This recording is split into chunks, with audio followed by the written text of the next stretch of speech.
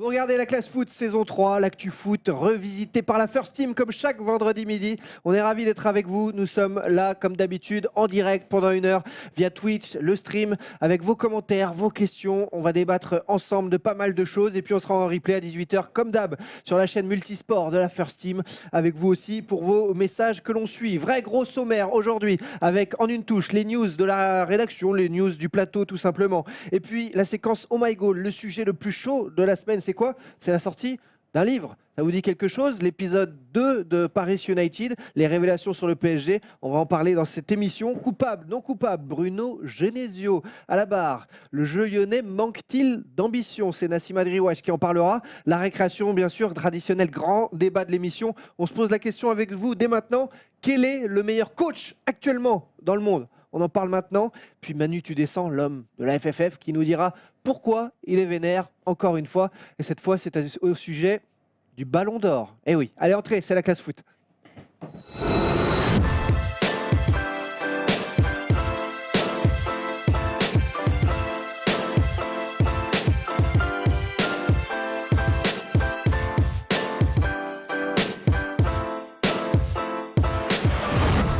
Salut tout le monde, c'est parti, c'est la classe foot. On est ravis de vous retrouver avec la First Team Family. Famille recomposée cette semaine, ce vendredi, puisque une partie est en Californie, sous le soleil ou presque, ou sous la pluie de Los Angeles. On les salue bien fort, Paul, Thomas, Erwan et Guillaume qui sont là-bas pour tourner des images pour la partie NBA de la First Team.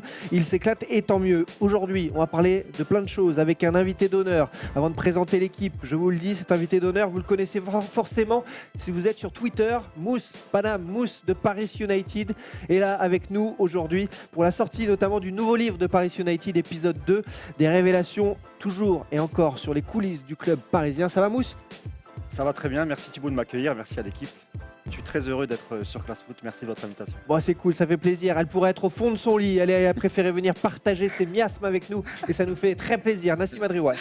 Salut, merci. Et je suis désolée d'avance pour mes tout, pour tout ce qui va se passer pendant cette émission. Je suis désolée. Christophe Galtier, épouse-moi, c'est ce que pense si fort Maxime que j'arrive à l'entendre, le directeur de la publication d'Oh My Goal, Maxime Orbet. Ouais, tout va bien, mais on est quand même sur 4 matchs sans victoire, donc il faut se ressaisir ce week-end face à Lyon. C'est un bon élève, je l'adore, je l'aime, la voix du national, l'homme qui a présenté le tirage de la Gambardella encore hier, c'est Emmanuel Moine. Salut les amis, ravi de vous retrouver. Vous avez vu, on a sorti la liquette Gérard Klein pour changer avec la chemise de la semaine dernière. J'avais une question pour toi. Est-ce qu'on peut dire que Paris United est le gilet jaune du journalisme? Bravo. On notera que Erwan n'est pas là et que du coup au niveau de la mode, on est obligé de s'auto-vanner pour pouvoir en discuter. On est avec vous les amis, toujours dans les commentaires sur le stream en direct. On prend vos messages. Vous pouvez d'ores et déjà nous dire qui est selon vous le meilleur entraîneur actuel. Tourelle, Klopp, Genesio, Mourinho, Guardiola, Allegri, Ancelotti, qui vous voulez. En tout cas, on en discute ensemble dans quelques minutes. Mais d'abord, le foot, c'est un jeu collectif qui se joue en une touche. Le tour de table, comme d'habitude, des news en une touche. Quelles actus ont retenu l'attention du plateau? Alors, on va commencer avec toi, Max. Dis-nous tout sur l'Europa League. Ouais, on a vu hier je ne sais pas si c'était un drame ou une comédie. En tout cas, c'était assez incroyable à regarder. L'OM qui a pris 4-0 face à Francfort dans un match vraiment pitoyable de la part des Marseillais. On en rigolait hors plateau en se disant que la moyenne dans l'équipe des joueurs de l'OM, c'est 2,4. Ils ont quand même réussi l'exploit de mettre autant de buts que Francfort. 2 buts contre son camp, c'était assez incroyable. Marseille qui reste sur sa dynamique en Europa League. Après avoir brillamment atteint la finale l'année dernière, là, ils sont catastrophiques. Donc pour un vice-champion d'Europe, ça fait un peu mal. Et pour le football français aussi. Heureusement, il y avait les Bordelais et les Rennais qui ont joué, qui ont tous les deux gagné. Bordeaux qui n'avait pas gagné depuis 4 ans en Europa League et qui a célébré le 2e but comme si c'était un titre de champion. C'était assez fou, genre Costil est venu célébrer et tout. Ils ont tous les deux encore un espoir de se qualifier. Rennes, ils ont leur destin entre leurs mains. Il suffit de battre Astana en décembre face au Roison à domicile. Et par contre, pour Bordeaux, ça va être plus compliqué parce qu'ils doivent gagner à Copenhague et en même temps, le Slavia Prague doit perdre. Donc ça risque d'être compliqué pour les Bordelais. Une bonne question de Mathias qui nous dit Garcia bientôt dehors, Garcia vient de re-signer. Il vient de prolonger. Il vient de re-signer, mais Erwan n'a pas signé en tout cas. Erwan est à Los Angeles et Erwan, on pense à toi parce que c'est pas facile. Les temps sont durs. On espère qu'en effet, avec l'objectif Ligue 1, ils vont se reprendre dès ce week-end, les Marseillais. Manu, toi, tu nous parles aussi d'un club européen. Ouais, alors un club européen qui va un petit peu mieux que l'OM en ce moment, c'est Tottenham. Tottenham qu'on avait quitté sur une défaite, je crois, face à City il y a 6 matchs et qui depuis est invaincu. Tottenham qui a vécu une belle semaine avec cette belle victoire contre Chelsea, un super but notamment de Son, moi qui m'a particulièrement régalé en sortant du parc justement samedi. Et puis cette victoire 1-0 qui reflète pas trop la physionomie du match face à une Inter qui a été assez passive et qui est vraiment venue pour prendre le point du match nul. Un Moussa Sissoko que j'ai trouvé extraordinaire contre l'Inter et c'est assez rare que je le dise. Ça va ensemble. J'en profite. Voilà, les mots vont ensemble. Et surtout le but d'Eriksen qui s'était retrouvé sur le banc, je crois, contre City, et qui est un joueur que j'adore particulièrement. Donc voilà, je voulais en parler. Tottenham, on n'a pas beaucoup parlé depuis le début de saison. Tottenham l'aurait annoncé à 250 millions d'euros pour l'envoyer au Real. C'est un excellent joueur. Alors, 250, après, ça fait peut-être un peu beaucoup, mais c'est vraiment un excellent joueur. En tout cas, un garçon de classe, un travailleur comme on aime, un 10 aussi un petit peu à l'ancienne, comme je les apprécie. Et qui a les 2 pieds, mais incroyable. Je crois que c'est le meilleur joueur dans le monde sur les 2 pieds. Sur les 2 pieds. Et ils vont affronter Arsenal là dimanche. Et ils vont affronter Arsenal en plus. Il y a Zifou dans les commentaires qui nous dit Nassima, t'es la meilleure. Ça se voit que tu la connais pas malade. Hein. Merci. Pas forcément dans ces moments-là facile pour nous. Un peu de compassion, s'il te plaît. Merci pour le soutien. Et puis la news aussi de la semaine, celle de Mousse, mais il ne peut pas le dire, mais je le dis à sa place, c'est la sortie de ce livre, Paris United, les révélations, épisode 2. Alors qu'est-ce qu'on y trouve dedans, Mousse? Et là, il est complètement. Quelle est la différence avec l'an dernier? Parce que 2 livres en 2 ans, il faut carburer quand même. Ah ouais, non, il est complètement différent de l'épisode 1. L'épisode 1, il y avait une part un peu de philosophie qui tournait autour du parisianisme, il y avait même une grosse part. Alors, pour le deuxième épisode, on a quand même tenu compte d'un peu des critiques du premier épisode, pardon. Concernant l'écriture, le style de l'écriture, effectivement. Même si je rends hommage à Alexandre, hein, qui a écrit le premier épisode, mais effectivement, il était j'allais dire fouillis, j'exagère un peu, mais c'est souvent les critiques qui sont revenues à nos oreilles, c'était ça. C'est qu'il n'y avait pas de ligne directrice, ça partait un peu parfois dans tous les sens, etc. etc. C'est vrai que je l'ai lu et il se lit comme un beau roman. C'est vraiment d'un trait. On apprend plein de choses. Et donc là, toi tu l'as lu Thibaut, le deuxième épisode. Alors là pour le coup, il n'a absolument rien à voir dans le style de l'écriture. Il y a 13 chapitres, donc on prend tout par ordre chronologique. On avait stoppé le premier épisode à la veille du 8e de finale contre le Real Madrid au Parc des Princes. Et là, il reprend exactement là. Et donc, en fait, on fait le déroulé de la fin de saison. Donc ça commence mal, quoi. Ça démarre mal. Ça commence malheureusement pas très bien. C'est moins pire que l'épisode de la défaite à Barcelone, malgré tout, mais bon. Et donc, ça a été particulièrement difficile, ça, dans le premier, de relire la défaite à Barcelone. Bon, personnellement, ça m'a fait hyper mal au cœur. Là, tu liras les premières pages sur la défaite face au Real, c'est pas mal non plus. Hein. C'est sympa. Hein. Il y a Nomade qui me chambre, il me dit Thibaut, tu sais lire, c'est bien. Mais il dit aussi que le premier épisode manquait de structure. J'ai pas rigolé, mais en fait, ça m'a fait sourire. Il dit que le premier épisode manquait de structure. En effet, c'est ce qui avait été noté. Tout à fait. On est d'accord. Et le tome 3, du coup, ce sera après la défaite contre l'Étoile Rouge. C'est pas drôle, Manu. Ne nous porte pas malheur, Manu. Ne nous porte pas malheur. C'est le poste où est Manu, c'est le poste d'Erwan. Ouais, c'est vrai. Les comptables. Donc, tu deviens aigri comme lui, là. Avant de passer à l'instant My Goal, le sujet de la semaine, je vous le dis, parce que j'ai complètement zappé en début d'émission, le maillot du Red Star est à gagner. Le maillot du Red Star Vice de cette saison, espérons qu'il remonte un peu au classement, au détriment de je sais pas qui. Ouais. Mais Manu nous a dit que ça allait être très compliqué. Même Clément Chantôme va pas leur apporter ce qu'il faut. Ouais, il a des, bref, il est. Ouais. Non, on a compris. En tout cas, c'est l'un des plus beaux maillots de France. Non, en tout cas, il est très joli. C'est un taille S et on vous l'offre. La First Team est généreuse. C'est Noël déjà chez la First Team. Ouais. On vous l'offre. Donc, il suffit d'une chose pour être tiré au sort, vous faire connaître auprès de la First Team, c'est-à-dire retweeter, reprendre, partager ou sur Facebook où vous voulez, vous nous le dites, l'émission qui sera mise en ligne à 18h sur la chaîne YouTube First Team Sport. La seconde chaîne YouTube de la First Team, hein, pas celle NBA les amis. Donc voilà, le maillot du Red Star à gagner si vous avez envie. Voilà, c'est annoncé et tout de suite, sans plus tarder, l'instant. Bah peut-être même en une touche, c'est pas parce que je suis malade que j'ai pas le droit à une touche. Non mais c'est terrible cette émission. Ah, on est dans le boycott total, quoi. Là tu viens de choper un rhume de 3 semaines. Et voilà, bon courage. M'excuse, mais dans l'oreillette on m'a dit elle n'a plus de voix avant ça. Ouais, non mais ça me. Quelle est ton info de la semaine? Et en plus elle est pas mal je trouve parce que c'est encore. Excuse. C'est Cristiano Ronaldo qui vient de battre encore un record, j'ai envie de vous dire. C'est le record de 100 victoires passées en Ligue des Champions. Il a été passeur décisif mardi face à Valence avec la Juve. Que dire si ce n'est chapeau l'artiste, encore une fois, Cristiano Ronaldo. Moi, je suis contente de vivre à une époque où on peut voir des monstres comme ça. Et donc, 100 victoires, tout rond en Ligue des Champions, 26 avec Manchester United, 71 avec le Real et 3 avec la Juve. Chapeau l'artiste. Mais d'ailleurs, je trouve ça vachement marrant parce qu'il a 100 victoires en Ligue des Champions et la Juve en a 91. Donc, il a plus de victoires que son club. C'est quand même incroyable. Et sur l'échelle de l'amour, tu l'aimes pas autant que Marco Verratti quand même. Ah non, Verratti, il est toujours au numéro 1. Même après tout ce que vous voulez, Verratti, c'est... Après ce qu'il a fait cette semaine. Verratti, ouais, encore plus. Bon, c'est un message subliminal pour tous ceux qui lui mettent des messages d'amour dans les commentaires. Mon cœur est pris, apparemment. Tout de suite, dans quelques instants, on parlera bien sûr du meilleur coach actuellement. On a envie d'en parler ensemble parce qu'on a vu plein de choses d'innovation, tactique, technique, des coachs brillants. Et ben, on veut savoir avec vous qui est le meilleur. Manu va vous montrer et vous expliquer encore une fois pourquoi il est vénère. Cette fois, c'est au sujet du Ballon d'Or. Et puis tout de suite, l'instant Oh My Goal, le sujet le plus chaud, le plus bouillant. La news dont on veut parler, c'est maintenant.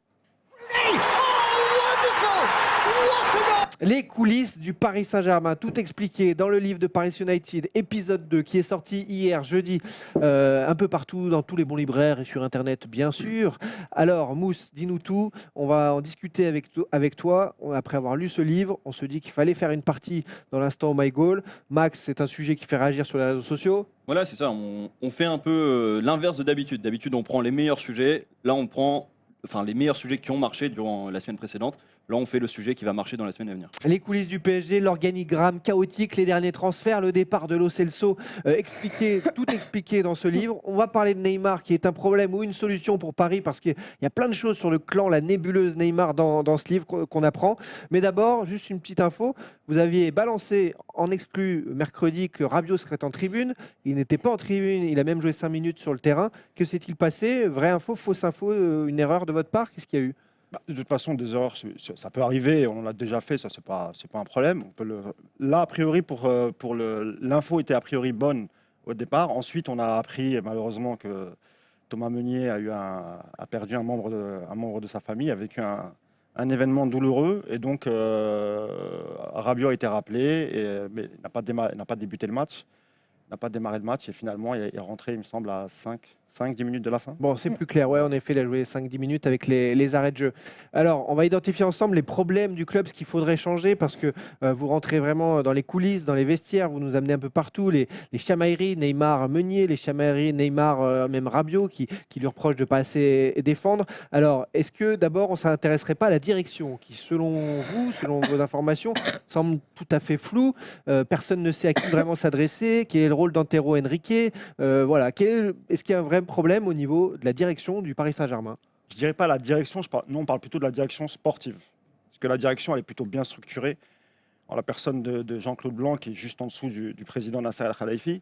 Le président Nasser Al-Khelaifi qui a décidé de prendre un peu de distance avec, avec le sportif, on va dire, parce qu'il était très très occupé, notamment à cause du fair play financier, à chercher des nouveaux partenaires commerciaux, etc., etc. Donc le problème, il se situe vraiment au niveau de la direction sportive. Donc Antero Henrique. C'est le directeur sportif. C'est le directeur sportif, celui-là même qui est arrivé en 2017 pour concrétiser et pour finaliser les deux gros transferts de l'été 2017, à savoir Neymar et Kylian Mbappé. Antero Henrique, c'est un personnage, c'est un vrai personnage. Dis-nous tout. C'est pas un mauvais directeur sportif, attention. Nous, on pointe des dysfonctionnements, mais il a quand même une carrière qui est extraordinaire. Il démarre au FC Porto au début des années 90, fin des années 90 plutôt, au milieu des années 90. Il démarre vraiment en bas de l'échelle, hein, mais vraiment. Il finit quasiment président adjoint. Bon, il était directeur sportif, mais il avait quand même les pleins pouvoirs. Il part de Porto parce qu'il est en désaccord avec le fils du président, Pinto da Costa, qui prenait un peu plus de poids dans le club, donc il y a eu des divergences. Et il arrive à l'été 2017 en tant que directeur sportif. Alors il était dans la balance au début, ils hésitaient entre Berta de l'Atlético Madrid. Il faut savoir que le Cheikh Tamim, le propriétaire du Paris Saint-Germain, est un vrai connaisseur de football. Et il adore la Serie A. Il adore les Italiens, il adore les joueurs italiens, et il passe, dès qu'il peut, il peut regarder des matchs. En dehors de D'où la filière italienne de Leonardo au début. Exactement. C'est pour ça que quand le projet démarre, ils font appel à Leonardo. C'est exactement pour ça. Parce que, déjà Leonardo, même s'il a fait qu'1 an au PSG, ça reste quand même un joueur qui reste dans les mémoires des supporters. Qui devait venir alors à la place d'Antero? Un Italien? C'était Berta, D'accord. le directeur sportif de... En tout cas, c'est lui qui était en pole position. Mais ensuite, le Neymar est intervenu. Et là, pour boucler Neymar, ils avaient besoin d'Enrique. Ah ouais. C'est Pini Zahavi, en fait, l'agent qui fait le deal pour Neymar. Agent israélien? Exactement. Dans les conditions, il demande à ce qu'Enrique vienne. Ah ouais. C'est ça. Et vous, il vous convient, il vous a séduit, et vous trouvez que son boulot a été à la hauteur depuis ses débuts, 1 an et demi? C'est un peu les montagnes russes, parce qu'on est passé d'un été 2017 où tu fais peut-être les 2 plus gros transferts en termes, pas simplement en termes de chiffres, mais en termes de valeur sportive de l'histoire du PSG et de la Ligue 1. Et derrière, tu fais l'été 2018 où tu vas chercher des Bernat, des Kehrer, qui, même s'ils sont bons sur le terrain, ne correspondent pas trop à ce que le PSG cherche à avoir ou à atteindre. Donc, le fair play financier, je pense qu'il faut pas non plus l'oublier. Tu peux pas faire des Neymar et Mbappé tous les étés, malheureusement, même si on en rêverait tous. Pour tous. le coup, là, c'est vraiment pas la faute d'Antero Henrique.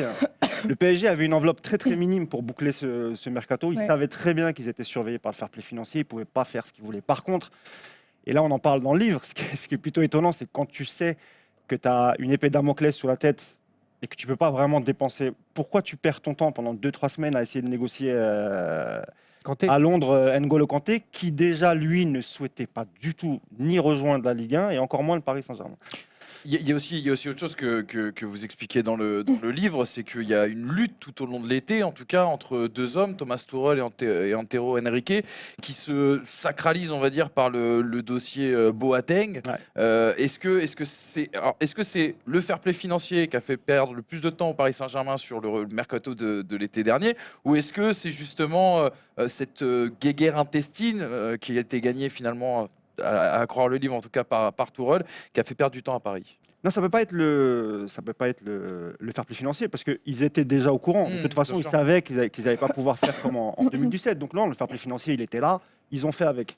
Non, là, ce qui a vraiment, notamment pour Boateng, ce qui a capoté, c'est plus effectivement les relations un peu houleuses entre le nouvel entraîneur. Parce que quand Thomas Tuchel arrive, il faut bien comprendre qu'en vérité, c'est ni Antero Henrique, ni Nasser El Khelaifi qui le font venir. Voilà, parce que si ça avait été, si on avait dit Antero, trouve-nous un nouvel entraîneur, il nous aurait ramené un Villas-Boas, il nous aurait ramené un Portugais. Il était même question à un moment de l'ex-entraîneur du FC Nantes. Conceição, c'était dans les tuyaux. Antero, lui, quand il bosse, que ce soit dans les bureaux ou sur le sportif, sur les bancs, il faut que ce soit des gens qui connaissent. Pour lui, c'est plus facile de travailler. Exactement, c'est plus facile de travailler avec des gens. D'ailleurs, quand vous allez à la factory, vous allez au 3e étage. Vaut mieux apprendre à parler le portugais ou maîtriser cette langue, parce qu'ils sont nombreux. Je ne dis pas qu'ils ne sont pas compétents, ce sont des gens compétents. Mais Antero Henrique, il a mis ses hommes, il a eu besoin de confiance. La factory, le 3e étage, tu parles de quoi pour ceux qui... Ah pardon, c'est le siège qui est à Boulogne-Billancourt qu'ils appellent maintenant la factory. Il y a une question pour toi de Gabs dans les commentaires sur le stream. Ça en est où, Arsène Wenger, directeur sportif? C'est un truc possible, à ton avis, dans les tuyaux? Il y a eu une rencontre à Doha. On sait qu'il y a eu une rencontre. Faut savoir que Arsène Wenger, quand ils arrivent, quand QSI rachète le Paris Saint-Germain, eux, leur première idée, c'est de faire Wenger. C'est-à-dire parce que Nasser El Khelaifi et Arsène Wenger se connaissent bien avant le Paris Saint-Germain. Ils sont très amis, malgré la différence d'âge. C'est vraiment des amis. Et on sait qu'Arsène Wenger, c'est quelqu'un de compétent. Et surtout, on sait que lui, auprès de l'UEFA, ça a un nom, etc. Donc, avant, il n'y avait pas tous ces problèmes de fair play financier, mais quand tu as un entraîneur qui s'appelle Arsène Wenger ou Carlo Ancelotti, ce genre d'entraîneur, déjà d'une, c'est plus facile pour attirer des joueurs. Et puis de deux, au niveau des instances, tu es connu, reconnu, etc. Donc, c'est toujours mieux d'avoir ce type de coach. Ça n'a pas pu se faire parce que Arsène Wenger était très attaché à Arsenal. Maintenant qu'il en est parti, récemment dans des interviews, il a dit qu'en janvier, il retrouverait un poste, que ce soit sur les terrains ou ailleurs. Il est intéressé par le poste. Maintenant, est-ce que ça va se faire, pas se faire? En gros, la deadline, c'était quoi? Le match contre Liverpool. Tu fais match nul, tu as encore une chance de passer. Heureusement qu'on gagne. Maintenant, s'ils avaient perdu, ils étaient éliminés, ou en tout cas reversés en Ligue Europa. Alors peut-être que ça aurait fait accélérer les choses. tant mieux. Tant mieux, je préfère quand même. Ça veut dire qu'en que fait, ce passe. qu'on explique là, c'est que la direction sportive est un peu floue, que chacun travaille dans son coin. Donc, sur ce que l'on voit, ça va pas durer. Il va y avoir des changements. Je pense pas que ça dure. Je pense pas. Peut-être que je me trompe, hein, mais nous, d'après ce qu'on sait, c'est qu'Antero Henrique, logiquement, il remplira pas pour une année supplémentaire. C'est pas possible. Vous pouvez pas. De toute façon, vous pouvez pas mener votre équipe vers le succès si le directeur sportif s'entend mal avec l'entraîneur. Rappelez-vous, je vais vous donner un avec les exemple en joueurs. France, avec les joueurs. Rappelez-vous de Marseille avec José Anigo et Didier Deschamps.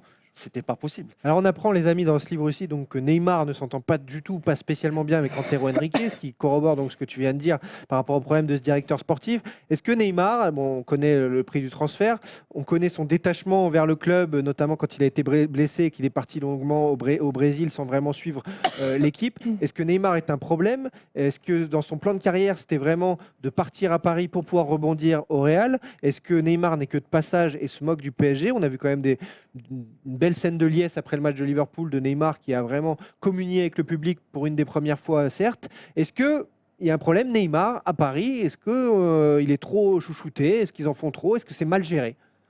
Il n'y a pas de problème particulier avec Neymar à Paris, pas du tout. Nous, on n'a jamais écrit ce genre de choses. Maintenant, encore une fois, hein, quand vous enrôlez un joueur de la dimension de Neymar, malheureusement, vous prenez tout ce qui va avec. Mais encore une fois, c'était valable déjà à Santos où il démarre sa carrière. Et on se rappelle notamment du match où il veut absolument tirer le pénalty, il n'est pas désigné. Il a 17 ans à l'époque quand même. Son entraîneur lui demande de s'écarter du ballon. Du coup, il ne tire pas le pénalty. Puis ensuite, il fait des caprices sur le terrain. Il veut dribbler tout le monde. J'ai une image en tête où il se met en coin du corner. Et il y a 4 défenseurs autour de lui. Il essaye de s'en sortir tout seul. Tous les joueurs lui crient dessus en lui demandant de lâcher la balle. Son entraîneur devient fou, etc., etc. Il a toujours été spécial, vous. Mais ceci dit, juste Voilà. pour corroborer par rapport aux quelques choses que j'ai pu lire dans le livre, moi j'ai l'impression qu'il y a ce truc ambivalent de dire un petit peu Neymar tout puissant avec le fait que les anecdotes que vous donnez sur Al Khelaifi qui le bichonne, qui le chouchoute, qui veut qu'il soit dans les meilleures dispositions, même quand il va à une projection privée pour aller voir Batman, où Al Khelaifi va appeler le cinéma pour savoir si tout se passe bien, etc., etc. Et en même temps, on a la sensation, et ça s'inscrit peut-être en faux avec tout ce qu'on peut lire à côté, que le PSG n'a pas l'air de céder non plus à tous les caprices de Neymar. J'entends l'histoire avec Luis Enrique, où Neymar veut Luis Enrique pour remplacer Unai Emery, et finalement Doha a pris une autre décision, et ce n'est pas le cas. Et vous parlez, et c'est super intéressant, d'aussi la possibilité pour Neymar de quitter le Paris Saint-Germain. C'est-à-dire qu'on lit dans tous les journaux que Neymar doit partir tous les 6 mois. Et ce que vous dites, vous, c'est qu'avec les Qataris, ça sera pas si facile que ça pour Neymar de partir. Avec les Qataris, les offres de l'extérieur aussi. Tout le monde se rappelle de l'exemple de Marco Verratti, cher à notre ami Nassima. C'était pas de ta faute, je croyais qu'il était resté pour toi. Moi. Qu'est-ce qui m'a saoulé, moi, cette période-là, franchement. Dieu Voilà, sait que je l'aime, mais qu'est-ce qui m'a saoulé. Il avait fait des pieds et des mains pour partir, notamment tout le monde se rappelle de la photo avec avec la une. Mundo Deportivo, etc. Son agent qui faisait des déclarations pendant l'été, etc. Finalement, qu'est-ce qui s'est passé? Marco Verratti est resté. Il s'est excusé, on lui a fait même changer d'agent, ce qui n'était pas évident parce que c'était plus qu'un agent pour lui, vraiment plus qu'un agent. Et malgré tout, il s'en est séparé et il a filé chez Mino Raiola, qui au passage s'est bien régalé au Paris Saint-Germain. Tu m'étonnes. Il n'a pas l'air malheureux en plus, Marco Verratti. Enfin, c'est comme Neymar, hein. Après c'est des joueurs. Alors ça c'est pareil, quand j'entends des journalistes dire « Ah, Neymar, il est malheureux ». Non, Neymar, tant qu'il joue au ballon, il est heureux. Et puis on voit ces derniers temps. Alors, il est plus heureux cette année que l'année dernière. Ça, je ne vais pas vous raconter d'histoire. L'année dernière, c'était compliqué. L'année dernière, il est très heureux quand il arrive. La présentation, tout ça, vraiment, c'était sincère. Et vraiment, il disait à tout le monde que c'était génial, que voilà, etc., etc. Là, le premier couac, c'est l'histoire du pénalty, en fait. Le premier couac. Sifflet, il a compris. Non, c'est vraiment l'histoire où Cavani demande à tirer. C'est aussi l'attitude des supporters par rapport à ça. Les supporters ont pris parti pour Cavani. Mais on ne parle pas de la même chose là. On parle pas de la même chose. Parce qu'il y a eu 2 événements de pénalty. Bah, il y a eu le penalty pénalty quand il se fait siffler, quand Cavani doit franchir le record et Neymar tire. Et il y a avant aussi, quand il y a pénalty, il y a faute. Cavani prend le ballon. Neymar demande à le tirer, Cavani lui dit non, finalement Neymar laisse Cavani tirer, Cavani le rate. Dès ce moment-là. Ça commence là en fait, ça commence là un peu le... Moi je comprends pas trop, quand tu dis qu'il n'y a pas de problème Neymar et qu'il n'y en a jamais eu, que vous en avez jamais parlé. Là, c'est un vrai problème Neymar, en l'occurrence. Non, mais ça, c'est des problèmes peut-être pour des amateurs de foot lambda qui regardent ça de loin et tout. Mais en vérité, évidemment, c'est des problèmes d'ego entre joueurs ou de disputes, même de bagarres à l'entraînement. Mais en vérité, on met la lumière sur un club comme Paris parce que ça fait vendre. Mais des bagarres, il y en a peut-être à Amiens, à l'entraînement, à Reims, à Nantes. Mais on n'en parle pas parce que... C'est le football télé-réalité qui est autour du Paris Saint-Germain qui fait un peu... C'est-à-dire que tous les événements qui peuvent se passer au Paris Saint-Germain, des événements qui seraient des détails ailleurs, on grossit le trait en faisant des choses, en disant « Ah, c'est grave, Cavani et Neymar ». J'ai lu même qu'après ça, Cavani était torse nu, oui, il l'attendait point serré. Il ne faut pas déconner. En parlant d'infos un peu détournées, biaisées, il y avait dans les commentaires, et nous on se dit les trucs et on rectifie. Ouais, de toute façon, il touche 300 000 € pour aller saluer les supporters à la fin du match. Non, mais... on revient une dernière fois dans cette émission là-dessus. C'est faux. France 2 a fait un reportage complètement hallucinant. Voilà, ça n'a rien à voir, cette prime d'éthique a 100 000 choses incluses dedans, en dehors d'être correct avec les supporters. Et il la touchera quand même si à la fin du match, il ne va pas voir les supporters. Donc arrêtez avec ces raccourcis. Non, mais juste par rapport à ça. Qui caricature le foot, quoi. Juste par rapport à ça, après cet épisode, alors que le deuxième épisode du penalty, là où il tire, il fait un quadruplé ce jour-là. Et donc, c'est le jour où Cavani est censé battre le record. Mais Cavani réclame rien. Si on peut regarder les images, lui, il réclame rien ce jour-là. Neymar prend le ballon, tire. Une partie du public, je ne pense pas que ce soit la majorité d'ailleurs. Ça a sifflé. Ouais, ça a sifflé. Non, ça a sifflé. Siffle, il met le penalty. Et là, on sent quand même que Neymar, visage fermé. Il est touché. C'est ça. Sincèrement, c'est plus à partir de cet épisode-là. C'est un affectif, quoi. C'est un émotif. Mais moi, à la rigueur, là, sur le coup, je vais même le défendre. C'est tout à fait normal. Quand tu fais le match que tu fais et tu donnes la victoire au Paris Saint-Germain avec un score fleuve, c'est normal que tu prennes le ballon et tu veuilles faire un quadruplé. Il n'aurait jamais touché la prime de l'éthique, vu qu'après ce match-là, vous pouvez revoir les images de l'année dernière, pendant peut-être 8-10 matchs, avant sa blessure, il ne saluait plus le public, il était un peu fâché. On termine sur le sujet avec une question de Ferdinand dans les commentaires qui nous dit « Et sinon, un secret de vestiaire, du coup, on exclut pour la classe foot ».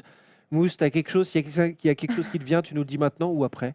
Ouais, je peux vous raconter une petite anecdote. C'est pas bien méchant, c'est un peu les relations entre joueurs. On sort les popcorn, vas-y. Non, c'était Matuidi, mais là il est parti, donc mais c'est pas méchant, c'est encore des petites querelles entre joueurs. Mais Matuidi un jour, parce que Thiago Silva, il a une vraie influence auprès du président. C'est le capitaine, en même temps c'est normal, mais même si aujourd'hui Nasser il a pris un peu plus de distance avec les joueurs, c'est vrai qu'au début il était protégé vraiment les joueurs, il les chouchoutait, et Thiago Silva il avait un vrai rapport de confiance avec lui. Et un jour, je crois que Matuidi et le capitaine Thiago Silva se disputent, je ne sais pas à quel sujet. Le ton monte et Matuidi, en sortant du vestiaire, il croise un membre du staff, je crois. Il lui dit « Je suis dans la merde, je viens de m'embrouiller avec Thiago Silva. » Le parrain. Voilà. C'était après un match de Ligue des Champions à Arsenal, en effet, avec un problème de match nul. Si je peux me permettre juste une relance, parce que tu parlais de Nasser Al-Khelaifi, j'ai eu la sensation, dans le peu que j'ai lu de ce livre, qu'il y avait comme un regret que Nasser Al-Khelaifi ne s'implique pas plus dans le cas, la gestion du dossier Rabiot. Pour résumer un petit peu ce qui est écrit dans le livre, c'est que Véronique Rabiot, qui représente les intérêts de son fils, ne veut plus parler avec Antero Henrique et du coup réclame l'intervention de Nasser El-Khelaifi. J'ai eu le sentiment que vous regrettiez ce manque d'intervention du président du PSG. Est-ce que c'est vrai ou pas? Pas du tout, c'est pas nous qui le regrettions, c'est le clan Rabiot qui le regrettait. Parce que, pareil, Nasser adore Adrien Rabiot. Ça, c'est pas fin, honnêtement. Et même Adrien Rabiot adore son président, ils ont vraiment de bons rapports. Nasser a des bons rapports aussi avec Véronique Rabiot. J'entends parfois beaucoup de critiques sur Véronique Rabiot, mais il faut bien comprendre une chose. Véronique Rabiot, non seulement c'est l'agent d'Adrien, mais c'est aussi sa maman. C'est tout à fait normal qu'elle défende les intérêts de son fils. C'est parce que c'est sa maman qu'on dit il faut savoir un truc, Adrien Rabiot, il se fait rien dicter par sa maman. L'épisode de l'équipe de France, c'est une décision qu'il a prise seul, on l'explique dans le livre. Moi, j'aime beaucoup Adrien Rabiot, alors vous allez peut-être me trouver bizarre, mais moi, j'aime bien les joueurs de caractère. Je cautionne pas et j'aurais préféré qu'il aille en équipe de France. Mais moi, je préfère des joueurs comme Adrien Rabiot. Par exemple, Adrien Rabiot, c'est un des rares à s'être opposé à Ibrahimovic, à Zlatan. Quand Zlatan terrorisait tout le vestiaire, Un jour, il a mal parlé à Rabiot. Rabiot est venu. Et en plus, Ibra, il aime ça, lui. Mousse, Le lendemain. Voilà. Mousse, tu iras le voir très bientôt du côté de Barcelone. C'est important puisque tu l'adores. Mais le problème, c'est qu'il ne sera plus là dans quelques Vous semaines. verrez là-bas. En tout cas, tout de suite, nous on avance parce que Manu va nous parler Ballon d'Or, parce que Nassima va nous parler du jeu de l'Olympique Lyonnais. On va parler ensemble des meilleurs coachs actuellement. Tout de suite, coupable, non coupable. Guilty, not guilty. Alors tout de suite, Nassima, tu nous dis tout sur cette ambition de jeu de l'Olympique Lyonnais. Pep Genesio, coupable, non coupable? Ouais, justement, et je sais très bien que plusieurs vont me reprocher le fait qu'on aurait pu le faire, là, en l'occurrence, sur Rudy Garcia, et ça aurait peut-être été un peu plus dans l'actu, étant donné la débâcle à Francfort. Mais Genesio, c'est un procès que ça fait longtemps qu'on aurait dû le faire. Donc je commence. Il faut dire, Bruno Genesio, souvent incompris tactiquement au sein de son jeu. Et malgré le fait que face à Guardiola, il lui ait quand même tenu tête sur sa pelouse, on le sait, ils ont fait 2-2 sur sa pelouse. La question que se pose aujourd'hui le tribunal de la classe foot, c'est de savoir si Bruno Genesio ne manque pas d'ambition. Alors là, je me parle en Ligue 1 et en Ligue des Champions. Alors est-ce qu'il est coupable ou non coupable justement de ce manque d'ambition? J'appelle à la barre l'avocat des parties civiles, Maître Romain, on vous écoute. Genesio est coupable d'un manque d'ambition parce que pour moi, Lyon, étant donné le potentiel qu'ils ont, les joueurs de talent qu'ils ont dans tous les axes du jeu, c'est un club qui doit battre le Shakhtar, qui doit battre Hoffenheim, qui doit pas se battre à la dernière journée pour être qualifié en Ligue des Champions. Et je trouve que Genesio se contente de très peu. Faire un 1 à Bordeaux récemment aussi, c'est un manque d'ambition, s'en contenter en tout cas, c'en est un. C'est pas très bien cadré l'avocat là-bas. Justement, merci Joli. Romain. Je pense que c'est Mathieu Valbuena qui devait filmer. Donc on le salue, totalement gratuit. Alors en effet, un bon entraîneur, c'est un entraîneur qui sait s'adapter à son effectif, qui sait s'adapter au jeu produit. Et là, en l'occurrence, par exemple, comme l'avait fait Leonardo Jardim à Monaco, et là, en l'occurrence, on a cette sensation que Bruno Genesio est un peu perdu tactiquement. Alors en Ligue 1, par exemple, on note une certaine inconstance au sein des résultats ou même du jeu produit de l'Olympique Lyonnais. Et malheureusement, comme vous le savez aussi bien que moi, c'est toujours l'entraîneur qui est visé en premier. C'est pourquoi ce procès a lieu aujourd'hui. La parole est désormais à l'avocat de la défense, Maître Gemaël. On vous écoute. Alors effectivement, pour moi, Nassima, Bruno Genesio n'est pas l'unique responsable du manque d'ambition dans le jeu lyonnais. Alors c'est lui le coach, c'est lui qui donne les directives, mais pour moi, ce n'est pas l'unique responsable. Si on se rappelle bien, quand Genesio est arrivé à Lyon, la majorité des cadres de l'équipe sont des purs lyonnais qui ont connu Genesio au centre de formation, entre guillemets, le respectent. Aujourd'hui, les stars de l'équipe viennent parfois de l'étranger, et on sait qu'ils n'ont pas ce même respect et amour du maillot, en fait, que les autres avaient à l'époque des débuts de Genesio. Donc je pense que ces joueurs-là savent qu'ils ont un gros potentiel et qu'ils choisissent entre guillemets leur match. Donc pour moi c'est tort partagé. Genesio effectivement parce qu'il est coach, mais aussi les joueurs qui n'ont pas encore la bonne mentalité pour gagner tous les matchs. Eh bien Gemaël, il a bien J'adore parlé. cet avocat, je veux cet avocat. Il est très très bon, merci Maître Gemaël. Et vous soulevez un point intéressant en parlant justement des joueurs et de l'implication des joueurs, mais en soulignant qu'il n'est pas l'unique responsable, vous dites implicitement qu'il est responsable. Alors il est légitime pour les supporters lyonnais, évidemment les supporters lyonnais, je ne parle pas en votre nom, mais il est légitime de se poser la question à savoir si l'Olympique lyonnais n'aurait pas tout intérêt à changer d'entraîneur pour passer un cap. Messieurs, avant d'émettre le jugement final de ce procès, j'aimerais entendre un peu vos avis sur le cas Bruno Genesio.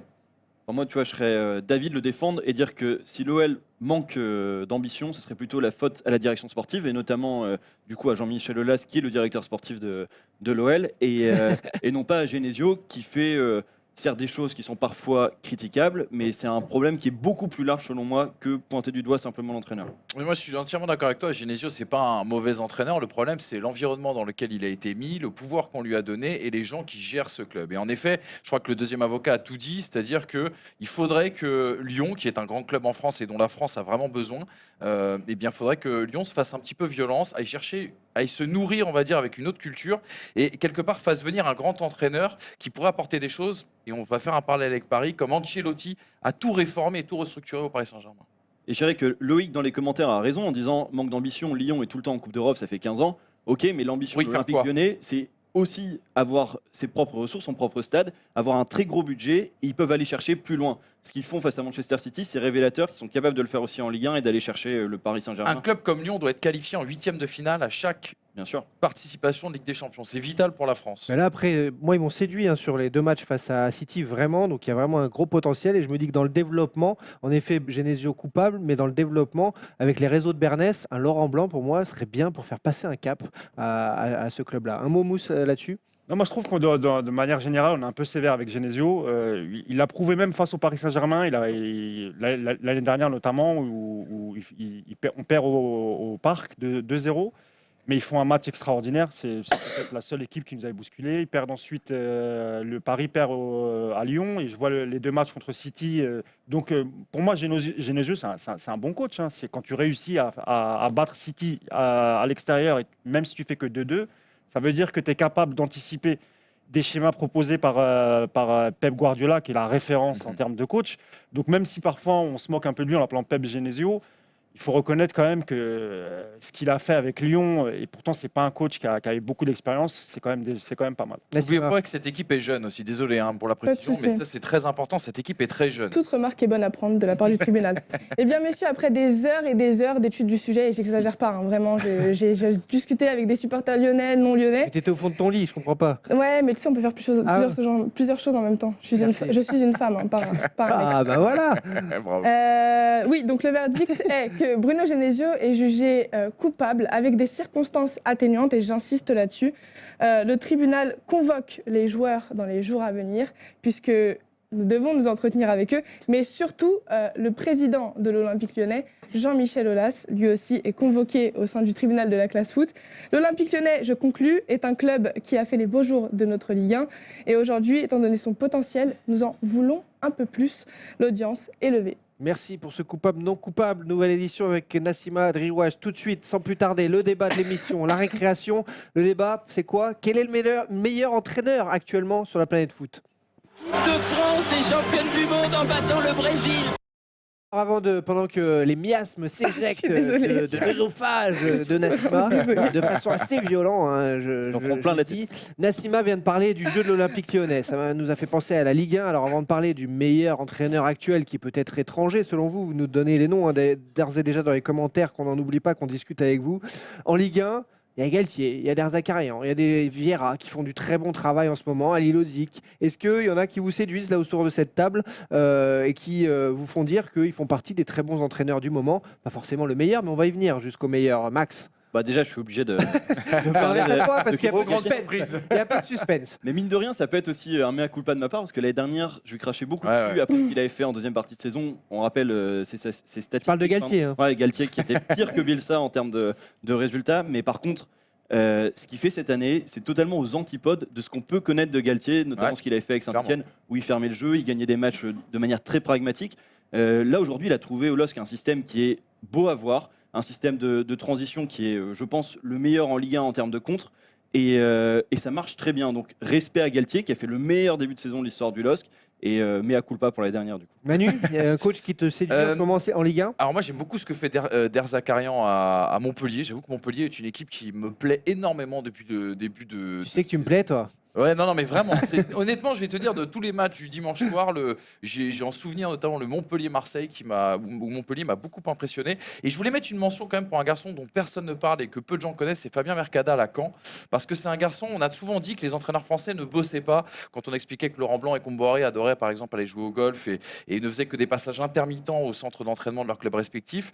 Je voulais parler de Mercadal parce que c'est un mec qui doit passer, je pense, entre 12 et 14 heures au stade Malherbe de Caen chaque jour, et c'est un gros bosseur et je pense que c'est quelqu'un qui aura des résultats et dont on reparlera. Et j'en connaissais un qui s'appelait Marcelo Bielsa qui est resté parfois 18 heures par jour et derrière ça il est pas très vite parti aussi. Ouais. Il y a Ben Alix qui te répond, Manu, il dit pas Derzakarian, c'est l'anti-jeu à son apogée, t'en penses quoi? Non, c'est juste que... Alors l'anti-jeu, pourquoi? Parce que peut-être qu'on refuse la possession, mais je trouve dans la transition, pour revenir sur ce que Max disait, ça fait partie des entraîneurs qui ont su, je pense, évoluer, la manière de Galtier, qui était un garçon qui n'aimait pas prôner du jeu. Je trouve que c'est des gens qui sont aussi intéressés à l'intensité, à la transition, au pressing haut aussi également. Et je trouve que c'est assez antinomique avec ce qu'on peut voir dans le football. Il y a Jean-Claude Duss qui me dit, Thibaut, tu vas encore dire que c'est Mota. Non, Mota, il est encore avec l'U19. Je ne suis pas encore sur le dos Mota. D'après Manu, il fait du bon boulot. Je ne suis pas encore là pour en parler. Par contre, je vais vous dire, il y en a un qui a été vraiment tensé à son arrivée à Nantes, Vahid Halilhodžić. Et moi, c'est mon chouchou du moment parce que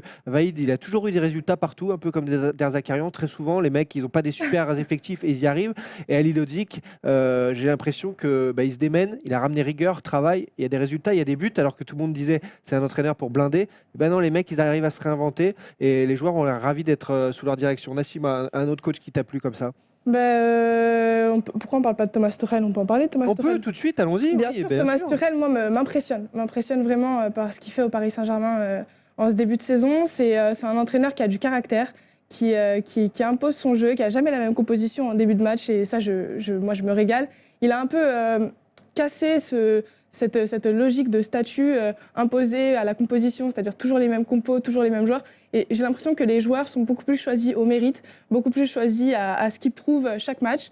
Et je me régale vraiment. Thomas Tuchel, pour moi, c'est aujourd'hui le meilleur entraîneur de la Ligue 1 pour le moment. Et en parlant le thème de cette récréation, c'est le meilleur entraîneur actuellement. Nassima, on sait qu'elle a quand même un penchant pour Thomas Tuchel. Est-ce que Mousse aussi pense que Thomas Tuchel, comme l'a dit Nasser El Khelaifi cette semaine, c'est le meilleur entraîneur du monde? Non, pas le meilleur entraîneur du monde. Non, ouais. Alors c'est qui pour toi? Tu dis Rudy Garcia tout à l'heure? Rémi Garcia. Désolé. Rémi Rioux. Non, si on sort de... Moi, pour la Ligue 1, j'avais un petit coup de Non, cœur. là, on est parti. Ça y est, D'accord. Ça y est, on est parti, l'émission là. ne dure pas 2h30. D'accord, la Ligue 1. Je voulais juste rendre hommage à Jean-Luc Gasset qui fait un Ah ouais, c'est pas mal. bien sûr. Très bien dit. Ouais. Voilà, Bien placé. et pour moi, ce sera le plus complet. Actuellement, pour moi, c'est Allegri à la Juve. Allegri à la Juve. Ouais. Redis-nous 2-3 idées pourquoi, tactiquement, psychologiquement, au niveau du management. Déjà ça, que ce soit en Europe ou dans son championnat, il arrive toujours, il est quasiment tous les ans champion. Même si le championnat italien il est un peu moins relevé qu'il y a quelques années, ça reste quand même difficile. En Ligue des Champions, ils font toujours minimum demi-finale, etc. Et sa capacité aussi à faire des changements tactiques pendant les matchs. L'année dernière, vous vous rappelez des matchs qu'il faisait en Ligue des Champions. Donc pour moi, c'est vraiment l'entraîneur complet. C'est-à-dire qu'il fait jouer ses équipes tous ensemble. Et lui aussi, à la Juve, on lui enlève 1 ou 2 joueurs phares chaque année. Et à chaque fois, il arrive quand même à refaire une équipe. Donc moi, chapeau à Allegri, c'est un grand entraîneur. Et j'aimerais bien qu'un jour, pourquoi pas, il rejoigne le Paris Au Saint-Germain. Paris Saint-Germain. Ah ouais. Je sais plus si on a Même si j'adore Thomas Tuchel, il fait un gros boulot. Mais si dans quelques années, ça se passe mal, Tuchel part et tout, j'aimerais bien, moi, un mec du type Allegri. Sur la page, le compte Twitter de la First Team Class Foot, il y a Tom qui avait posé une question. Justement, vous avez été nombreux à y répondre concernant le meilleur entraîneur actuel. Il y avait des messages sur Allegri, sur Ancelotti. Antoine en régie va en diffuser quelques-uns. Et il a aussi parlé dans sa vignette, il a mis José Mourinho qui cette semaine s'est qualifié pour la phase finale avec Manchester de la Ligue des Champions et qui a dit 14 fois j'ai eu un club en poule de Ligue des Champions, 14 fois les mecs sont passés en phase finale. Voilà, je m'appelle José Mourinho. Là, on est sur du melon, là. Je pense que c'est juste du melon où il fait quand même partie du top des meilleurs entraîneurs du monde. C'est Mourinho, on a l'habitude avec ses déclarations. J'ai envie de lui dire, là, pour le moment, concentre-toi sur ce qui se passe dans ton club, notamment avec Paul Pogba, il y a encore des différends entre les deux. Franchement, là, il est en train de se perdre. Pourtant, oui, il a fait partie des meilleurs entraîneurs du monde. De dire qu'il ne l'a pas fait, c'est... Mais après, t'as tout dit. En fait, c'est quoi le problème de Mourinho? On dit qu'il devient archaïque, qu'il est has-been, etc. Alors, je dirais pas... Peut-être pas jusque-là, quoique c'est vrai que tactiquement, il ne propose pas non plus des choses très très intéressantes ni nouvelles. Par contre, je trouve que c'est dans son management. Dans son management, ce garçon s'est complètement perdu. Moi, j'ai lu des interviews hier, je me suis amusé à lire des interviews de Didier Drogba qui parle de José Mourinho, mais tu as l'impression que c'est le petit frère de José Mourinho qu'on a actuellement. C'est-à-dire qu'il n'a plus aucune emprise sur le footballeur moderne et le jeu justement d'intensité qu'il arrivait à faire produire à ses équipes, qu'elles aient du talent ou pas, eh bien aujourd'hui, il n'arrive plus en tout cas. Et ça, c'est révélateur. C'est révélateur. À partir du moment où il y a un problème entre l'entendement entre les joueurs et le coach, c'est qu'il y a une vraie césure, il y a un vrai problème entre les deux. Et c'est depuis le Real, hein. On peut le dire franchement, c'est depuis son passage au Real, je trouve qu'il a du mal ça a viré en effet. Il a du mal à retrouver par rapport au Real, ça me fait penser au PSG et répondre aux commentaires en direct. Quelqu'un nous dit il n'y a pas eu de concret sur Tourelle, vous dites tactique, mais c'est vide. Alors on peut y répondre parce qu'il y a eu aussi des tweets de votre part sur les réseaux sociaux de la First Team et de la Class Foot pour nous dire que Tourelle c'était le meilleur chef d'orchestre actuel et tactiquement on peut en parler parce qu'on a repris des désilluses de cette semaine, où pour nous, il a été extrêmement fort tactiquement, justement, pour arriver à faire comprendre à son équipe qu'il n'avait pas les milieux de terrain pour rivaliser physiquement avec Liverpool. Et du coup, ils sont passés à 3 derrière en phase défensive pour laisser les ailiers monter, et à 5 et en 4-4-2 en phase défensive. Donc, Paris a réussi à avoir 2 compositions qui bougeaient en quelques secondes sur chaque phase de jeu, qui nous ont paru vraiment intelligentes sur ce match. Pour l'instant, donc on fait défiler aussi les commentaires qui sont postés. Certains pensent que pour l'instant, ça reste Carlo Ancelotti, le entraîneur pour la durée. Bravo Samy. Pep et Zidane, parce qu'il a fait ces dernières semaines. Mais on parle du meilleur coach actuellement. Zidane n'entraîne pas en ce moment, c'est un peu compliqué. Max? Ouais, moi, quand je vois Carlo Ancelotti, quand je vois ta réaction, Manu, je me demande si c'est vraiment le meilleur entraîneur du monde actuellement. J'ai essayé d'étudier le truc pour comprendre comment on pouvait. Ton côté studieux, ça. Exactement. Ouais. J'ai pas les J'essaie lunettes, mais tu vois. d'étudier le truc. J'aime trop. J'ai trouvé 3 critères du coup pour juger le meilleur entraîneur à l'instant T. Il y a ce qu'il apporte à ses joueurs. Donc tu parlais de Mourinho, a priori, voilà, il apporte très peu de choses aujourd'hui. Ce qu'il apporte au public. Est-ce que les fans, mais aussi les spectateurs lambda, prennent du plaisir à regarder l'équipe? Mourinho n'a toujours pas ça. Et à quel point il répond aux objectifs? Aujourd'hui. Du coup, les titres, on va dire. Moi, j'irais plus. Tu vois, typiquement, pour reparler de Galtier, tu vois, l'objectif c'est de finir. Il a repassé. De finir 7e, tu vois, dans les 7 premiers. Aujourd'hui, il est au coude à coude pour finir 2e. Il surperforme par rapport aux objectifs, donc du coup, il se met au-dessus. Ancelotti, tu vois, à l'heure actuelle. Pour moi, il a les 3. Des 3 critères que tu viens de donner, pour moi, il a les 3. Exactement. Ce que j'allais te dire, il a les 3. Il répond, il est adoré par ses joueurs, les fans l'adorent, et il répond aux objectifs. Sauf qu'il répond les objectifs avec Naples. Naples, qu'est-ce qu'ils vont faire maximum? Ils vont être peut-être 2e de Serie A, ils vont jouer au coude à coude avec la Juve jusqu'à la 35e, 36e, mais a priori, ils ne seront pas champions d'Italie.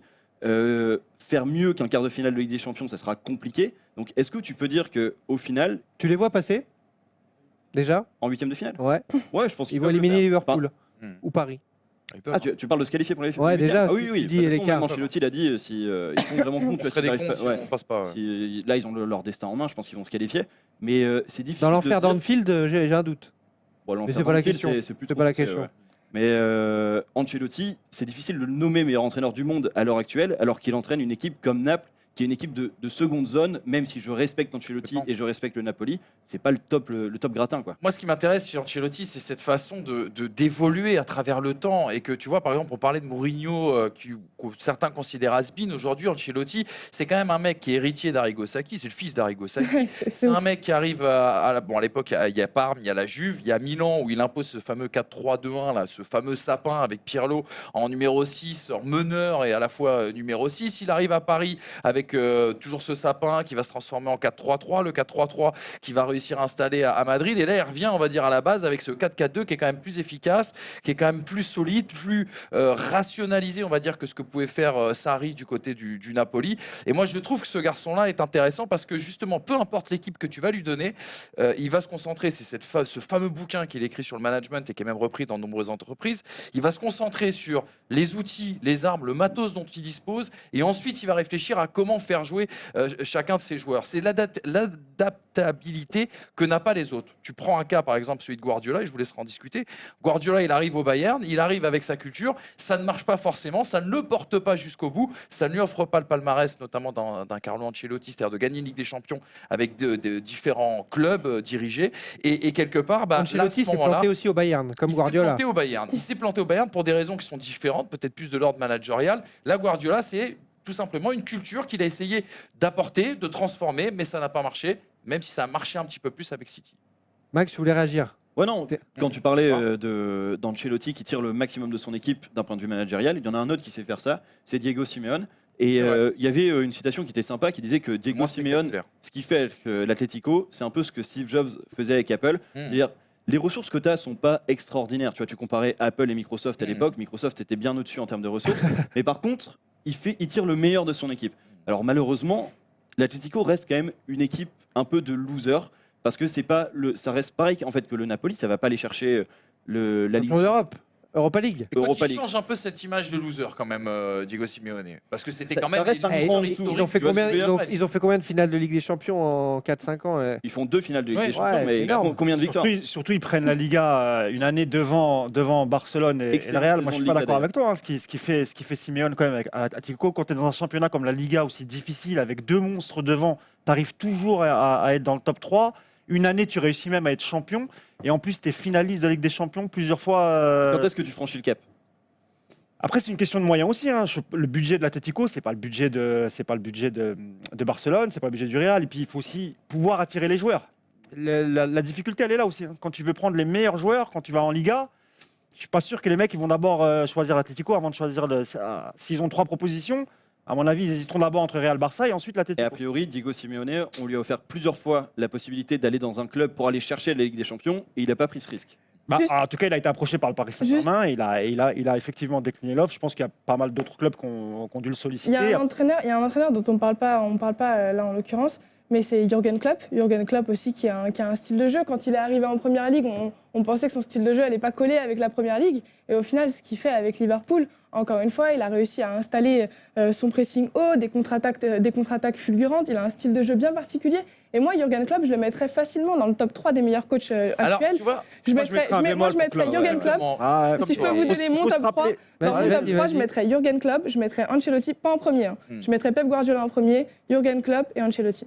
Pour moi, c'est un c'est loser aussi. pour moi, Et voilà, c'est les c'est trois. ça, C'est c'est les ça. Un trois. éternel C'est-à-dire loser. que c'est un petit peu le Guardiola qui a quitté Barcelone, enfin l'actuel Guardiola de City, bon, qui a quand même gagné une première ligue au passage, mais ce que je veux dire par là, c'est que c'est des mecs qui ont révolutionné le football, qui produisent un véritable football champagne, moi qui me régale, mais quand tu regardes les lignes de palmarès derrière, ma cache, rien du Puis tout. même quand il arrive à Liverpool au début, ça se passe pas super bien. Hein. Il y a des fois, il se qualifie même pas pour une Coupe d'Europe. Il n'a pas eu Ouais, des mais résultats tout de qu'est-ce qui suite. fait un bon entraîneur aussi? Alors certes, évidemment, je peux pas mettre de côté le palmarès, mais un bon entraîneur, c'est un gars qui sait s'adapter à son jeu, qui sait s'adapter à son effectif, qui sait écouter ses joueurs.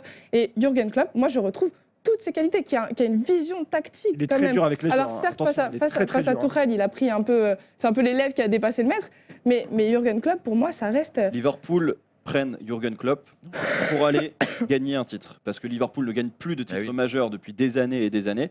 Ils prennent Jürgen Klopp, qui est finaliste de la Ligue des Champions, pour aller gagner un titre. Aujourd'hui, Jürgen Klopp ne fait que perdre au moment où il doit gagner. Avant d'avoir chacun votre meilleur entraîneur du moment, je veux votre réponse en quelques mots chacun parce qu'on va passer à Manu, tu descends.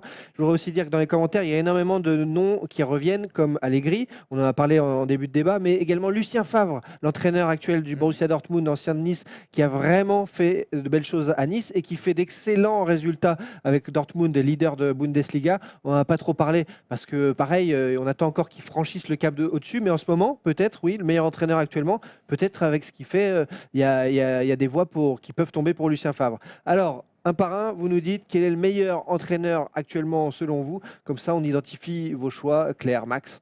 Moi, j'irai Allegri. Je te rejoins Mousse, Allegri, parce qu'il remplit les 3 objectifs que j'ai cités. Pour moi, Guardiola, parce que ça reste. Moi, quand on me parle de foot, de tactique, je vois Guardiola et il est inspirant, il est créatif, pour moi, il est tout ce que j'aime chez un coach et pour moi, c'est Guardiola. Bon, comme il a dit Allegri, moi j'ai juste un petit coup de cœur pour Unai Emery et ce qu'il fait avec Arsenal en ce début de saison. C'était donc lui l'informateur de Paris Voilà, United. non, mais c'est bien que tu dis ça parce qu'encore aujourd'hui, on pense que c'était lui qui nous. Alors si les gens connaissaient Imagine. un peu Unai Emery, c'est un gars qui Parle est pas. tellement honnête, c'est impossible qu'il trahisse le club en donnant ce genre de choses. Donc non, Unai Emery, c'est une légende, mais je suis quand même très content pour lui après tout ce qu'il a pris dans la gueule. Et puis il a l'excellent joueur Henrik Mkhitaryan sous ses ordres. Le lobby arménien. De ouf. Le lobby arménien. Et toi, Ils voulaient faire venir à Paris déjà à l'époque en plus, oh là là, bonne nouvelle. et ils ont pris Ressé. Merci, Excellente nouvelle. merci, Olivier Létang. La chute est très drôle. Et Non, toi mais tu me posais la question, pour moi je te dis le plus beau palmarès, le meilleur manager au monde, l'homme qui a su évoluer avec le temps, il n'y en a Carlo. qu'un seul, c'est monsieur Carlo Ancelotti, il y a le mystère. Très bien dit. À Carlo vous. Ancelotti, qui c'était d'ailleurs, juste pour terminer, comparé au Tu l'enlèves parrain du temps de ta Vito chronique, Corleone. Pardon. Ouais. Non, mais Vito Corleone, carrément. En C'est plus, trop drôle. pour nous c'est dire la ça. grande classe, Carlo. Tout de suite, les amis, Manu vient de sourire, mais Manu est vénère.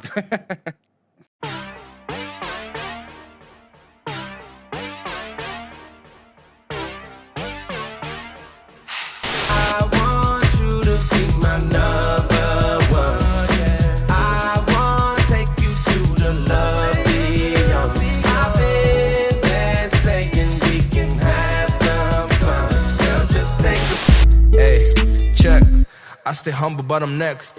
You don't wanna see me flex. And why you on my Instagram? Got your vibe in Paris. Young king living lavish. Beck and Liam going savage. They be waiting for a hat trick. Mano, vai onde?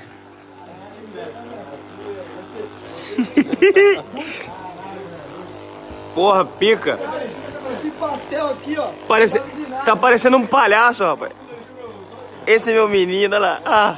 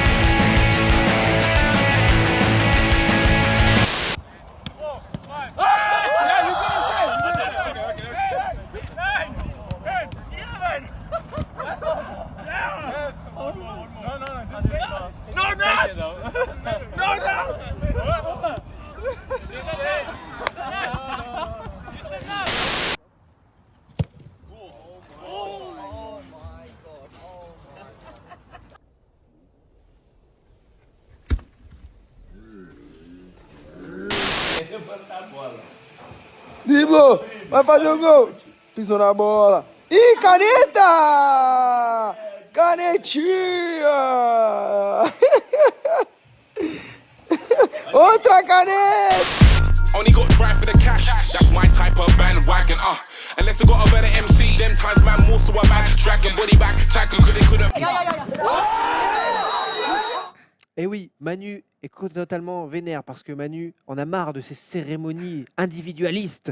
Certes, Manu n'a jamais eu le ballon d'or, il ne l'aura jamais, mais ce n'est pas pour ça qu'il est aigri. Dis-nous tout, Manu, aujourd'hui. Pourquoi? Qu'est-ce qui se passe? Eh bien, écoute, chaque année à cette même période, une compétition semble accaparer l'actu foot, ses débats et son microcosme, le Ballon d'Or, une compétition individuelle qui se résume comme l'art de l'éternel débat ou comment ressortir un joueur sur une saison alors que les juges n'ont pas les mêmes critères de sélection. Pour certains, il faut sacrer le meilleur joueur, pour d'autres, le plus emblématique ou encore celui qui a le plus gagné. Et puisque les goûts et les couleurs ne se discutent pas, personne n'arrive vraiment à se mettre d'accord sur la même définition du joueur de l'année. Le Ballon d'Or ne s'appuie pas sur des critères objectifs de sélection, mais sur une somme de jugements subjectifs, ce qui ajoute au folklore et à la cacophonie qui pollue la vision du foot moderne. Mais enfin, Manu, le foot, c'est aussi du show, des récompenses, des statistiques. Qu'est-ce que tu nous racontes? C'est une très bonne réaction, mon cher Thibaut, que tu viens de nous partager. Le PSG et Lyon, à moindre mesure cette semaine, Liverpool également l'an dernier, le Barça il y a quelques années, nous ont montré qu'au-delà même de l'exploit individuel, l'osmose et la synergie comme summum du collectif procurent un plaisir bien plus grand. Comment ne pas concéder que derrière certains ballons d'or de Messi ou Ronaldo, il faut y voir le fruit d'un travail d'équipe? Qu'aurait été la Pulga sans les trois fantastiques au milieu? Cristiano aurait-il remporté les siens si 9 autres mecs ne s'étaient pas mis totalement, bien sûr, à son service? Inutile de vous rappeler que le ballon d'or, lui, n'aime pas en plus ni les gardiens et surtout trop rarement les défenseurs et autres hommes de l'ombre. Mais enfin, Manu, c'est bisounours tout ce que tu nous dis. Les gardiens, les défenseurs, ça n'a jamais fait vendre un maillot. Oui, mais regarde par exemple le mode de sélection, absolument trop peu démocratique, puisqu'il y a des critères de sélection. Puisqu'il n'y a pas de critères de sélection, pardon, on se reporte au jugement d'experts. Qui sont-ils? Par United, vous votez toujours pas pour le Ballon d'Or, je crois. Hein. Toujours pas. Bah, tu vois, c'est pas crédible, tu vois leur histoire. Des journalistes triés sur le volet, des capitaines, des entraîneurs, des sélectionneurs, des gens dont vous discutez en permanence la légitimité, des électeurs au cœur du réacteur, parfois influencés par la campagne politique que représente la conquête du Saint Graal. Inutile également de vous rappeler que jusqu'à 94, le vote ne concernait d'ailleurs pas les joueurs ayant joué hors d'Europe. Pelé et Maradona ont reçu à ce titre un titre honorifique bien après. Où sont donc les points d'ancrage dans l'histoire du Ballon d'Or? Les points d'ancrage, mais j'en sais rien, Manu.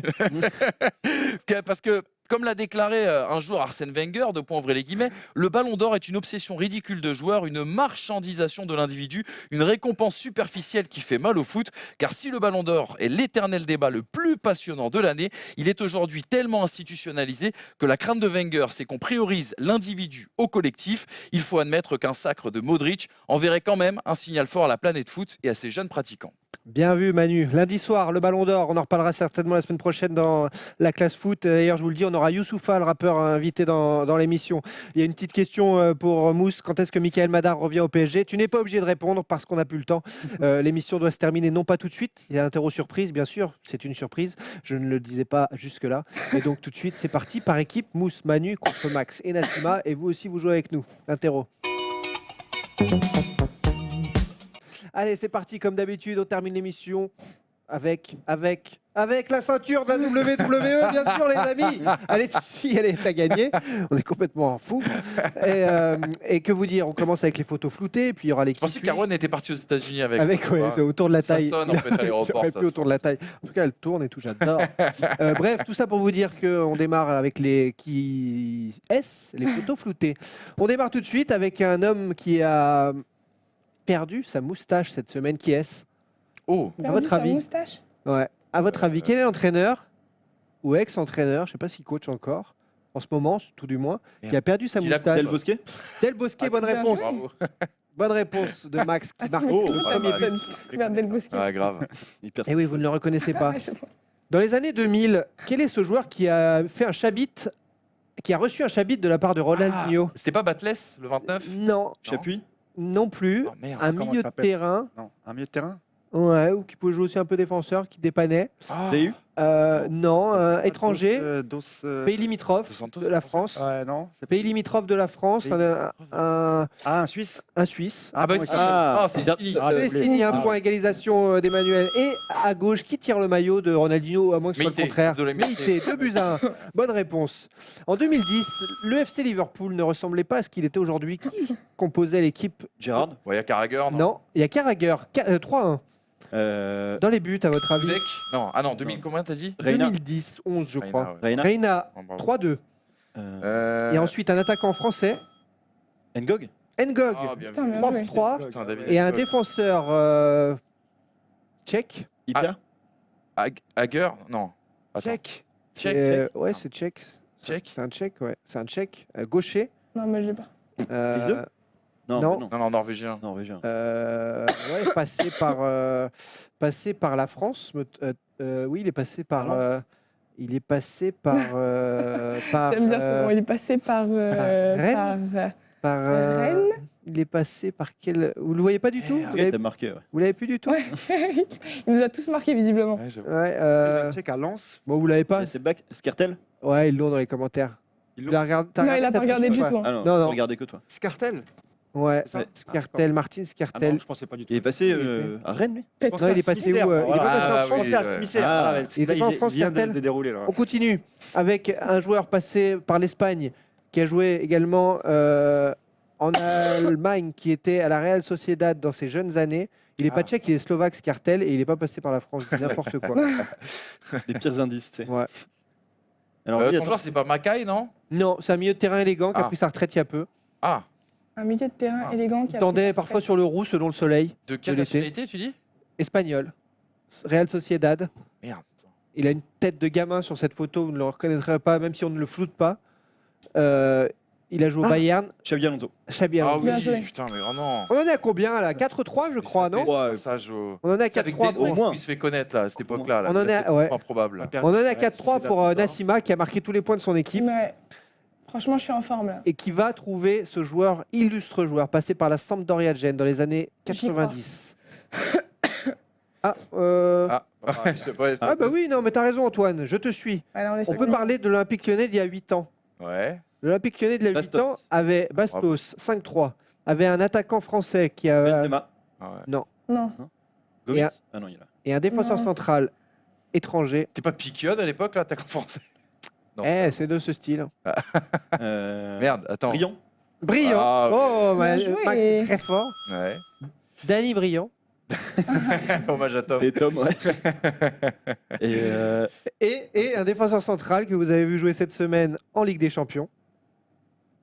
Oh. Oh, à ton avis, Défenseur Loris, hein central qu'on a. Non, attends. Vous l'avez même vu jouer au Parc des Princes, Ah, attends. titulaire. Ah, Lovren. Ah, je suis Lovren, Lovren, oh là là. Lovren, bien sûr. Le cerveau, il est. Ça fait 6-3 pour Nassima et, Ouais. et Max. Ils commencent à faire le trou. Ils mettent un 3-0 sur cette question. Ouais, Pas ils ont- connaît. Alors, quel est ce... Excuse-moi Antoine pour tout à l'heure, je suis parti trop vite. Quel est ce joueur argentin qui a joué à la Sampdoria, qui avait une tête de gamin, qui mettait ses protèges tibias très bas, Ah, putain. qui a joué ensuite en Angleterre, en Italie, Attends. en équipe nationale argentine? Attends. C'est pas Vérone? Vérone, bonne Ah ouais, réponse. on l'a dit en Bonne même temps. réponse. Bravo. Les bravo. tontons. On a la culture mousse. Voilà les tontons. C'est notre époque, ça. Ah, exactement. Manchester City accroché à Lyon cette semaine. Quelle équipe avait-il en 2011-2012 Zeko. Il y avait Hart dans les buts. Zeko, Hart, un point chacun. On en est à 7-4, Clichy. 7-5. Clichy. Clichy, non. Comment il s'appelait le Kolarov. gars en haut à droite, Kolarov? Ouais, bravo. Kolarov, c'est faux. Non, hein. Il Il y a Balotelli? Otamendi, non, il est pas là? y a un Français. Vous l'avez dit? Sagna. Clichy? Non, tu l'as dit. Ici, il a dit Sagna, non. T'as dit qui en premier, Max, tout à l'heure? Clichy. Non, non. J'ai dit Kolarov. Vous avez dit Hart, J'ai Ouais, dit Zeko en moi, je l'ai premier. dit, Et ouais. Zeko. Il a dit. ça c'est dit. Il en reste deux. Un milieu offensif français. Nasri. Ah, Nasri. Nasri, 7-5, Ouais. 7-6. Et un latéral international. Ah, Ivanovic. Non, l'arrière droit, putain, merde. C'est Kolarov, mais on l'a dit, je crois. Il y a des voyelles. Non, non, Eh, l'arrière droit, tu parles. Ouais. Ah, Ah ouais, c'est Zabaleta. Oh, bonne Oh, réponse. ouais, je l'ai 8-5. oublié, tu vois. 8-5 pour Nassima et Emmanuel. Reste deux qui est. Ouais, apparemment, tu vois, ça passe vite. Hein. C'est l'actualité. Qui est Ballon d'Or 2003. Nedved. Bonne réponse. Ah. Bonne réponse. Il dégaine plus vite que Ah, son nom. ah. 2004 à Nedved, je sais pas pourquoi.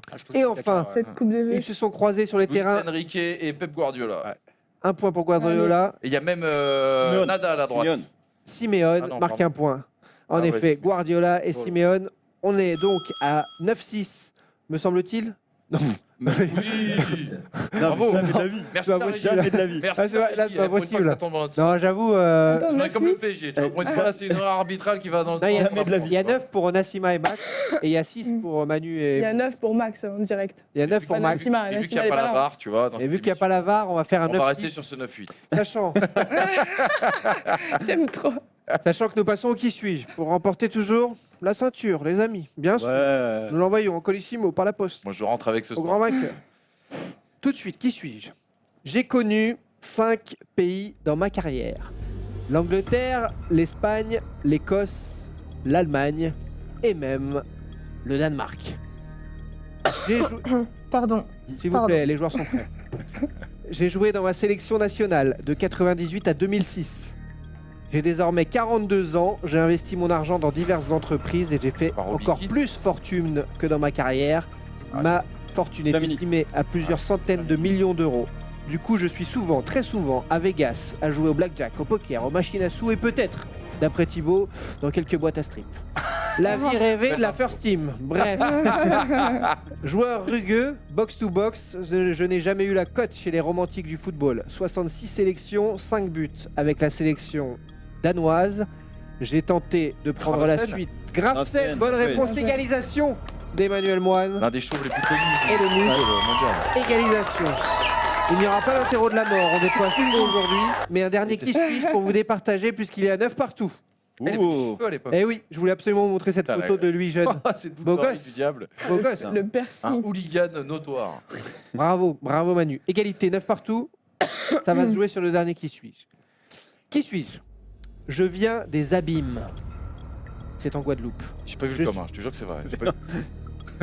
Manu, t'as vu mon com Non, non, non, salopard? c'est vrai, j'ai pas Manu vu, n'a pas j'ai triché pas Il aujourd'hui. l'a dit avant. D'habitude, avec Max, il ne se gêne pas pour tricher. Là, il n'y a pas de souci. il nous Hugo colle. LC, c'est un rageux. Je suis un footballeur de Ligue 1. Je viens des abîmes en Guadeloupe. Je n'ai connu que 2 clubs pro, un dans le sud, un dans le nord. Tireur de coups francs, manière de ballon, travailleur, assez élégant. J'ai une blessure qui a blessé ma progression, qui a freiné ma progression. À 23 ans et après avoir joué dans toutes les équipes de France jeunes, j'aspire à voir plus haut. J'en ai le potentiel. J'ai bientôt 100 matchs de Ligue 1 au compteur et j'en ai à peu près autant en Ligue 2 avec Lens. Je joue désormais dans le sud de la France sous la houlette d'un grand entraîneur français international lui aussi. Je compte bien franchir encore un palier. Mario Balotelli me laisse parfois tirer les coups francs. Je m'appelle. Je suis milieu de terrain, relayeur ou défensif. Ah non, c'est Cyprien, William Cyprien. William Cyprien. Ah ouais. Victoire. Bravo. Victoire de Max. Bravo, la ceinture. Je gagne jamais en vrai. On t'a pas dit avant. Jamais dans le game. Franchement, bravo à On veut moi. voir sortir en soirée avec par contre. Voilà, on veut voir ça sur les réseaux. Vous sortir en boîte avec la ceinture. Il est l'heure de rendre la classe foot. Rendez-vous donc, vous étiez avec nous, ça, si vous avez vu en replay à 18h sur la chaîne Multisport First Team. On remercie Mousse de Paris United pour ce nouveau livre aux éditions Amphora, l'épisode 2 de Paris United. Merci beaucoup Thibaut pour l'invitation, merci à toi. Merci, avec grand plaisir. Merci Manu, merci Max, merci Nassima pour votre taf aujourd'hui, c'était brillant. Merci pour les commentaires et bravo à la régie, à commencer par Bravo, Antoine les qui gars. a fait un super taf, à Sully aussi. Vous avez assuré, tout comme Apollo qui a fait un coup de main depuis Las Vegas, depuis Los Angeles. Allez, très bon week-end sportif et à très vite. Bisous. Salut.